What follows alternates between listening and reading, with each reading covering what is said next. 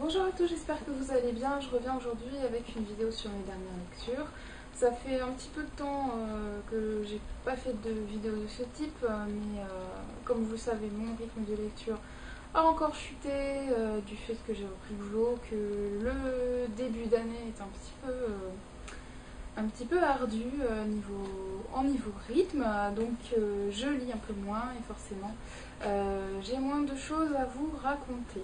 Néanmoins, dans cette vidéo, j'ai 3 livres dont j'aimerais vous parler, 3 livres que j'ai adorés, donc allons-y tout de suite. Donc dans ma dernière vidéo, je vous parlais Avant d'aller dormir de S.J. Watson, que je venais tout juste de commencer. Et donc que j'ai terminé. C'est un livre que j'ai lu relativement vite. J'ai dû mettre 3 ou 4 jours pour le lire. Il fait 500 pages, sachant que en général il me faut une semaine, hein, maintenant c'est mon rythme, une semaine pour lire un livre pour lire un livre.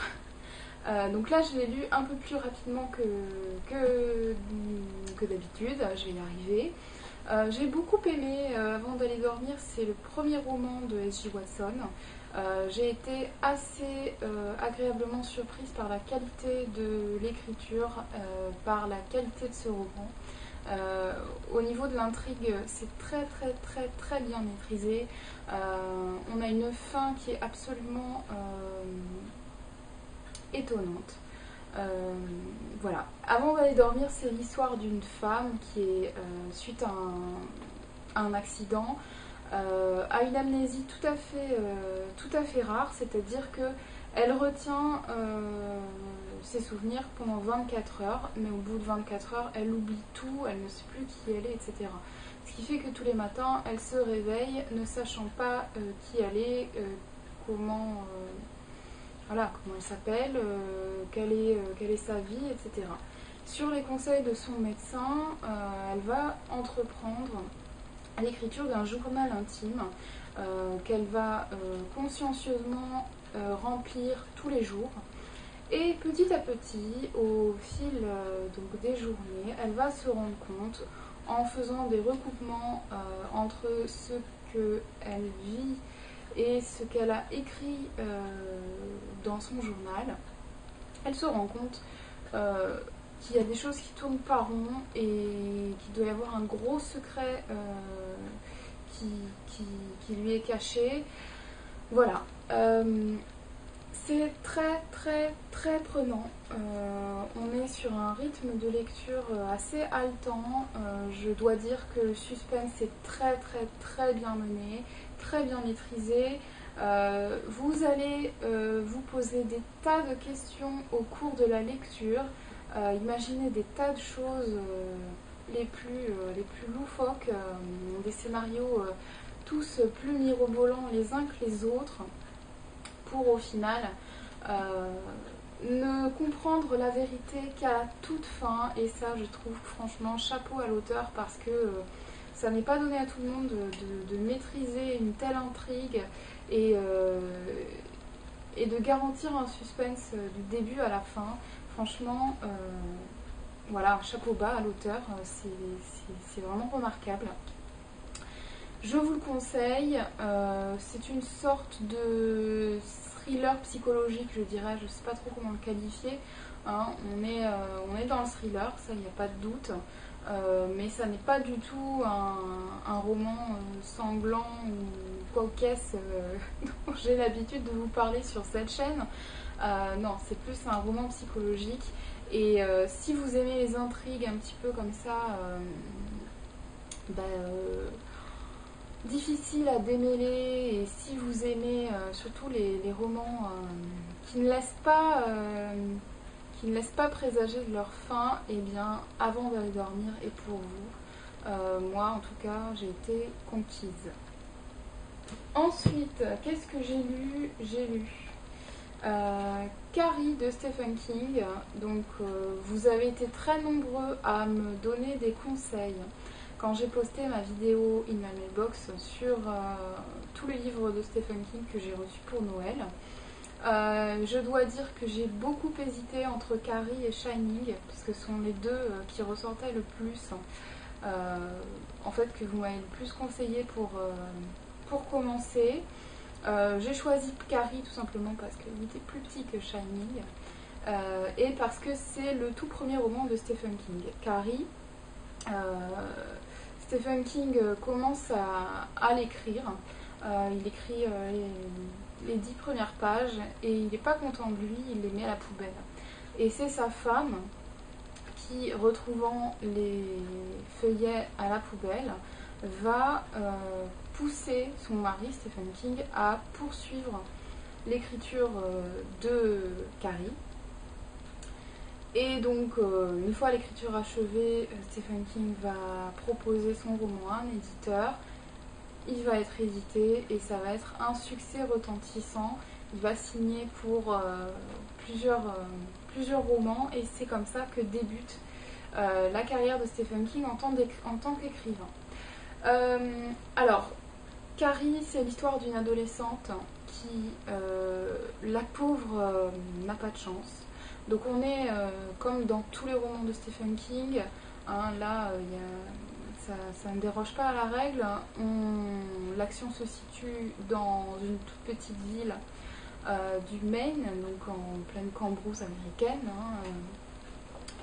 Et donc Carrie, elle vit avec sa mère qui est une bégotte pure et dure. Je crois que je peux même, enfin, c'est une cinglée tout simplement, extrémiste catholique ou protestante, enfin chrétienne, plutôt protestante je pense aux États-Unis. Donc sa mère est complètement pétrie de religion et elle est complètement tarée quoi. Je veux dire, elle enferme sa fille dans un placard le jour de ses premières règles parce qu'elle considère que le diable s'est emparé d'elle.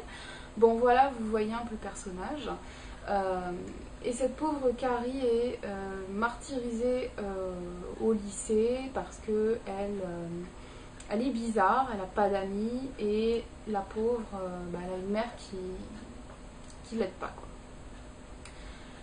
Et va se produire un événement, comment dire, déclencheur qui fait que on va tomber dans une spirale de violence. Ce que j'ai oublié de vous dire, c'est que Carrie a des pouvoirs de télékinésie, c'est-à-dire que par la volonté, elle peut faire bouger les objets. Voilà. Donc c'est à peu près le point de départ de l'intrigue. Je ne vous en dévoile pas plus parce que c'est un roman très court et que les choses se déroulent assez rapidement. Donc je vous laisse découvrir la suite par vous-même. C'est un bon roman. Pour moi, c'est franchement pas le meilleur. On sent bien que c'est le premier roman de l'auteur, ça clairement. Quand on en a lu d'autres, on ne retrouve pas cette maturité qu'a Stephen King dans le fait de mener des intrigues. Voilà, dans la maîtrise de l'intrigue, tout simplement. Même si c'est extrêmement bien écrit, c'est très bien mené, etc. Mais il n'y a pas ce petit plus qui fait qu'on accroche du début jusqu'à la fin. J'ai mis une semaine à le lire, ce qui est beaucoup pour un livre qui fait 280 pages, même si je lis à un rythme plus lent que d'habitude. Et je pense que c'est dû au fait que voilà, il manque ce petit plus que Stephen King a acquis au fil de l'écriture de ses romans suivants, qui fait que vous n'avez aucune envie de lâcher ce livre et que vous pourriez l'emmener partout et que c'est quasiment une question de vie ou de mort de savoir la suite. Ici, j'ai pas vu cet aspect-là. En revanche, on a déjà ce réalisme dans la description des personnages et notamment du fait de décrire en fait les pulsions les plus méchantes et les plus viles qui existent chez l'être humain. Ça, c'est ce qui me surprend toujours dans les romans de Stephen King. c'est qu'il a une manière de décrire la méchanceté humaine qui est assez bluffante. Et puis on entrevoit déjà cet art de la digression que j'aime beaucoup chez Stephen King, qui va pouvoir vous parler de choses qui semblent n'avoir rien à voir avec l'histoire, mais qui au final rejoignent l'intrigue. Et donc voilà. Bon, donc en bref, j'ai beaucoup aimé, même si ça n'est pas celui que j'ai préféré, loin de là d'ailleurs, mais c'est dû au fait que c'est probablement le premier roman de l'auteur et qu'il n'a pas encore acquis toute sa maturité qui a fait sa notoriété. Voilà. Enfin, dernier livre que j'ai lu, c'est un livre que j'ai lu en fait entre les autres, etc. Je me dépêche, il s'agit de l'intégrale 2 du Trône de Fer de George R.R. Martin. Donc quand je vous dis j'ai lu entre deux, c'est-à-dire que là l'intégrale 2 comprend le tome 3, 4 et 5 du Trône de Fer. Et donc j'ai lu le tome 2, j'ai lu avant d'aller dormir, ensuite j'ai lu le... Donc j'ai lu le tome 3, j'ai lu avant d'aller dormir, j'ai lu le tome 4, j'ai lu Carrie et ensuite j'ai lu le tome 5. Eh bien j'aime toujours autant, c'est tout, voilà, toujours aussi bien. Là l'intrigue devient un petit peu plus sombre, on est dans la guerre. Et voilà, je ne vais pas pouvoir vous en parler beaucoup plus au niveau de l'histoire, parce que si vous n'avez pas lu les tomes précédents, je ne suis pas très à l'aise, j'ai pas trop envie de vous spoiler.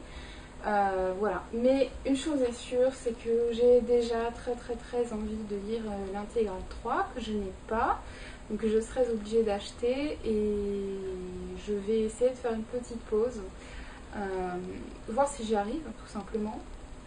Et voilà, donc, mais en tout cas je vous conseille vraiment vivement, si vous n'êtes pas lancé dans cette saga, allez-y, ne faites pas comme moi, ne rechignez pas à vous lancer, vous pouvez y aller les yeux fermés, c'est vraiment super.